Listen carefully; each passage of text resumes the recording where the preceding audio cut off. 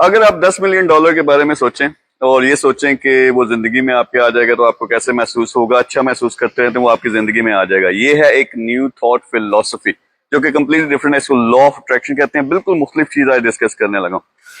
Normal हालात में हम क्या समझते हैं कि हमारे हालात के मुताबिक हमें ख्यालात आते हैं और हमें इमोशंस महसूस होते हैं। यानी अगर आपके हालात खराब हैं तो आपको बुरा महसूस होगा, नेगेटिव महसूस होगा। लॉ ऑफ अट्रैक्शन क्या करता है कि जैसा आप महसूस करते हो, जैसा आप सोचते हो, यानी अगर आपको पॉजिटिव थिंकिंग है, आपकी पॉजिटिव चीजें सोचते हो, विजुअलाइज करते हो और पॉजिटिव इमोशंस महसूस करते हो, तो पॉजिटिव हालात आप पे आ जाएंगे। यानी इसका मिसाल ये हुआ कि आप $10 मिलियन इमेजिन करें कैसे महसूस होगा, फीलिंग्स अच्छी रखें, इमोशंस अच्छे रखें, नेगेटिविटी को ना अपने पास आने दें, तो अल्टीमेटली आपको $10 मिलियन आपकी जिंदगी में आ जाएगा। कंप्लीटली ऑपोजिट है। बहुत सारे लोगों ने इसको थिंक एंड ग्रो रिच, आपने शायद बुक भी ये सुनी हो, तो काफी किताब मशहूर हुई थी, उसमें भी इसी चीज की तरफ इशारा था। अच्छा, मेरा अपना एक पॉइंट ऑफ व्यू है। जब मैं एक स्पिरिचुअल जर्नी 5 साल उसमें मुझे लगे, उसमें मैंने लॉ ऑफ अट्रैक्शन का मुताला भी किया, इसको अप्लाई भी किया अपनी जिंदगी पे, तो एक खास सोच है।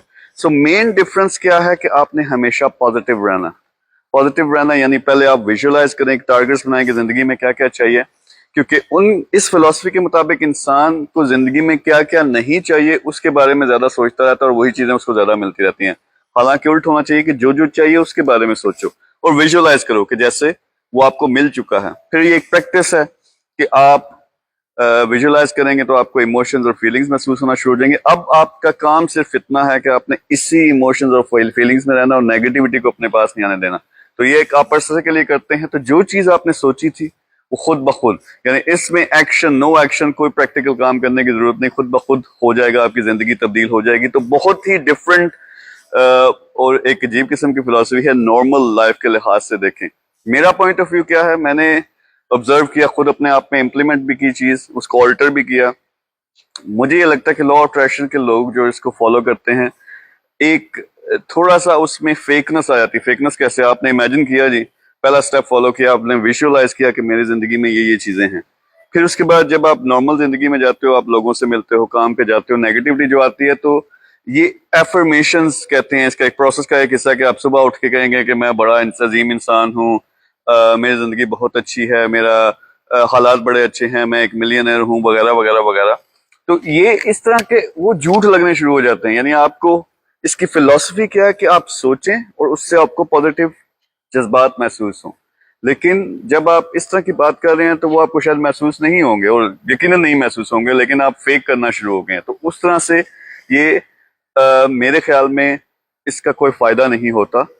जो मेरी प्रैक्टिकल है कि हाँ वाकई एक स्पिरिचुअल निजाम है, जो आप सोचते हो, जिस तरह की दुनिया आप देखते हो, उसकी इमेज अपने दिमाग में बनाते हो, दुनिया आपको उसी तरह की मिलती है। लेकिन प्रैक्टिकली अपने टारगेट्स पूरे करने के लिए यानी विजुअलाइजेशन जबरदस्त है, एक बड़ा मिशन बनाए, $10 मिलियन, 100 हॉस्पिटल, गरीबों की मदद वगैरह वगैरह जो भी है, तो उसको पूरा विजुअलाइज करें काम होके कि अगर ऐसा हो जाए तो मुझे क्या महसूस होगा। जब आप इस माइंडसेट में जाते हो तो वो जज्बात आपको महसूस होना शुरू हो जाते हैं।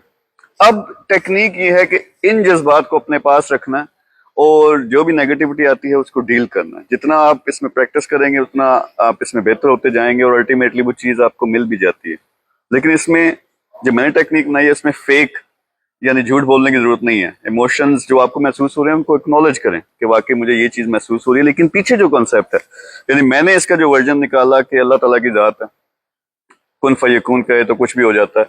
तो मैंने इसका एक वर्जन ये निकाला कि आप खुल के दुआ करें, उस चीज को इमेजिन करें, अल्लाह के स्पुर्द कर दें और समझें कि हो गया, यानी अभी से हो गया। अब ये यकीन की बात है, ये 2 नंबर यकीन नहीं है जिसमें हम अल्हम्दुलिल्लाह शुक्र ये कह के और अगली लाइन में हम ये गिनवाना शुरू कर देते हैं कि जिंदगी कितनी बुरी है हमारी और हालात कितने खराब हैं, वो वाली नहीं। वाकई दिल से जब आपको ये महसूस हो जाए कि मैं दुआ मांगूंगा या विजुअलाइज करूंगा तो वो जात पूरा कर देगी, तो फिर नेचुरली आपकी स्टेट बदल जाती है। अब आपने क्या करना है, प्रैक्टिस करनी है कि जो दिन भर के हालात हैं उसमें थोड़ी थोड़ी देर बाद इस हकीकत का रिमाइंडर अपने आप को देते रहना। तो क्या होगा, अगर आप नेगेटिव जज्बात में हैं तो वो आपके जज्बात थोड़े से बदलना शुरू हो जाएंगे। दूसरी जो वेरी इंपॉर्टेंट चीज है वो ये है कि प्रैक्टिकल काम, एक्शन के बगैर कुछ नहीं होता। यानी आप विजुअलाइज करके मेडिटेशन करके आप बैठ गए हैं बिस्तर अपने पे, मंजी पे, और आप समझें कि $10 मिलियन आपके पास चल के आ जाएगा, तो ऐसा नहीं होता। यानी उल्ट मेरा क्या उसमें मैंने चेंज लेके आया, एक तो ये कि एक्नॉलेज करो जो भी जज्बात महसूस हो रहे हैं, लेकिन अपने आप को उस हकीकत की याद दिलाते रहो। सेकंड, पागलों की तरह काम करो। यानी एक तरफ आपको ये आप समझ रहे हैं कि इस इमोशन में लेके आए हैं कि सब तो कुछ हो चुका है स्पिरिचुअल दुनिया में और प्रैक्टिकल दुनिया में उसने आना है, अल्लाह ताला की तरफ से तो ये हो चुका है, अगर मेरे लिए सही है तो फिर पागलों की तरह इसको यकीन पे से काम करो, क्योंकि यकीन अगर हो तो बंदा फिर एक डिफरेंट लेवल की एक्टिविटी करता है, एक्शन करता है, उसको पहले पता यार ये तो हो जाना।